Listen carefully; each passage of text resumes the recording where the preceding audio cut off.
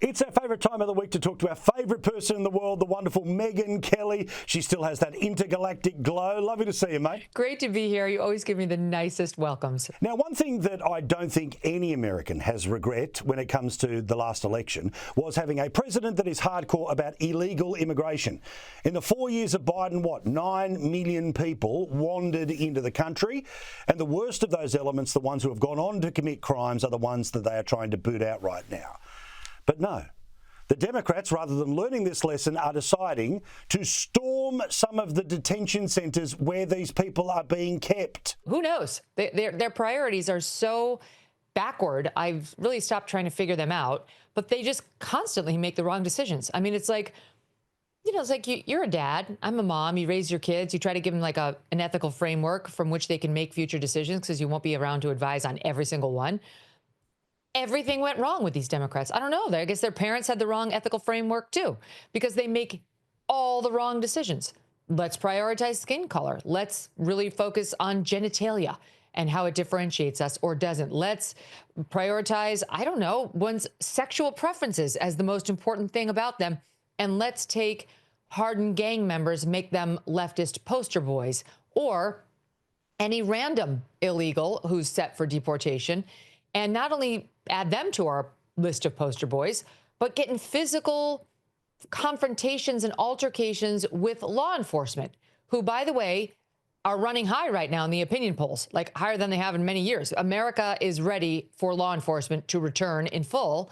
Now's really not the best time to pick a fist fight with an ICE agent, but that's what these Congresswomen and men did, and the mayor of Newark, because they think that's noble. And they also love to see their faces on television because literally no one is interested in them on a natural basis. Like no one would be covering any one of them. I did not know. I've never heard LaMonica's name before, and I guarantee you I will never hear it again. But she's in the news for a day because she decided to, it looks like, assault a bunch of ICE agents while throwing down over the illegals in a detention facility. Hope that works out for you. But also it's the sheer stupidity of the politics.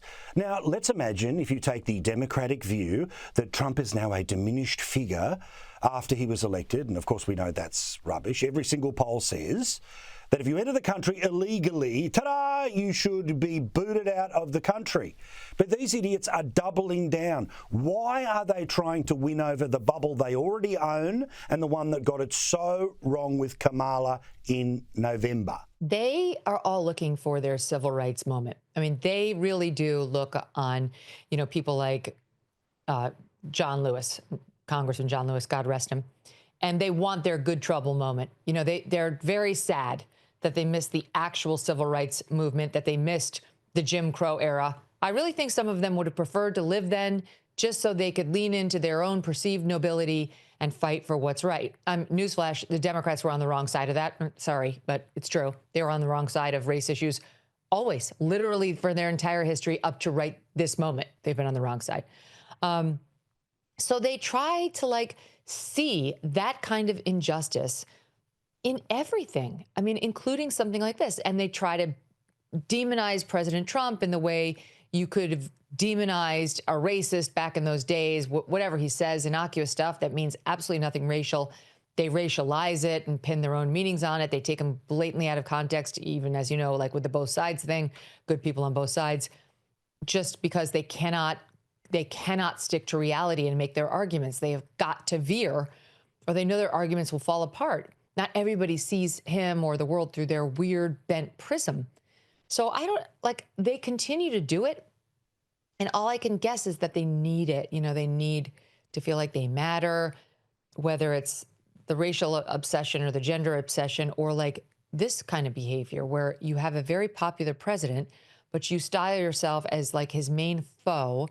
You go and you throw down over extremely unpopular people, and then you try to make those people into like blacks in the 1940s in America or 50s versus hardened gang members who are illegals who have actually hurt a bunch of women, children, and men in this country and are rightfully being shipped back to their homes. Like, there is no equivalence between these two people at all.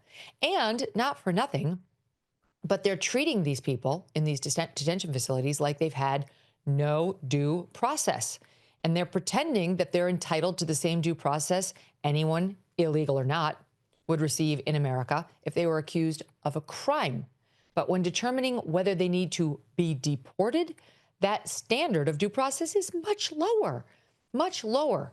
But they're, all of this is like a pretend act. It's like make believe with children. And I think it's like one of those things when they're so dumb, they can't even foresee that we're going to see through their stupidity. There's like an assumption that everyone is as dumb as they are. So it's kind of amusing, if I'm going to be perfectly honest, to watch them behave this way.